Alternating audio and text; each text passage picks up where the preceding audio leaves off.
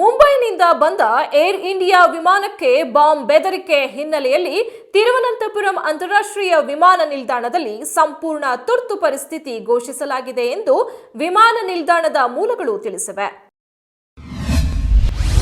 ಸಾಮಾನ್ಯ ವರ್ಷದಲ್ಲಿ 177.25 ಟಿಎಂಸಿ ಕಾವೇರಿ ನೀರನ್ನು ತಮಿಳುನಾಡಿಗೆ ಬಿಡಬೇಕಿತ್ತು. ನಿಗದಿತ ನೀರಿಗಿಂತ 100 ಟಿಎಂಸಿ ಹೆಚ್ಚುವರಿ ನೀರನ್ನು ಹರಿಸಲಾಗಿದೆ. ನಮ್ಮಲ್ಲಿ ಹೆಚ್ಚುವರಿ ನೀರನ್ನು ಹಿಡಿದಿಟ್ಟುಕೊಳ್ಳಲು ಆಗುವುದಿಲ್ಲ.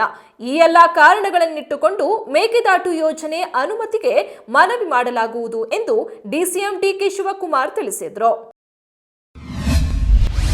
ರಾಜ್ಯ ಸರ್ಕಾರಿ ನೌಕರರಿಗೆ ಸಿಎಂ ಸಿದ್ದರಾಮಯ್ಯ ಖಡಕ್ ಆದೇಶ ಹೊರಡಿಸಿದ್ದು, ನಿಯಮ ಉಲ್ಲಂಘಿಸಿದ್ರೆ ಶಿಸ್ತು ಕ್ರಮ ಕೈಗೊಳ್ಳುವುದಾಗಿ ಎಚ್ಚರಿಕೆ ನೀಡಿದ್ದಾರೆ.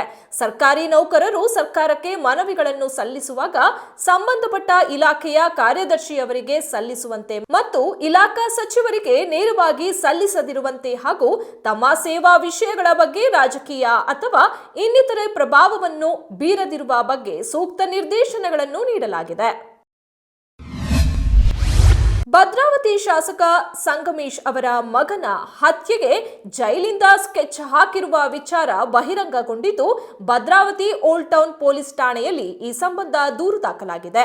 ಡಿಚ್ಚಿ ಮುಬಾರಕ್ ಹಾಗೂ ಭದ್ರಾವತಿಯ ಟಿಪ್ಪು ಅಂಡ್ ಟೀಮ್ ಸೇರಿ ಶಾಸಕರ ಪುತ್ರ ಬಸವೇಶ್ ಅವರ ಕೊಲೆಗೆ ಸ್ಕೆಚ್ ರೂಪಿಸಿರುವುದಾಗಿ ಆರೋಪ ಕೇಳಿಬಂದಿದೆ.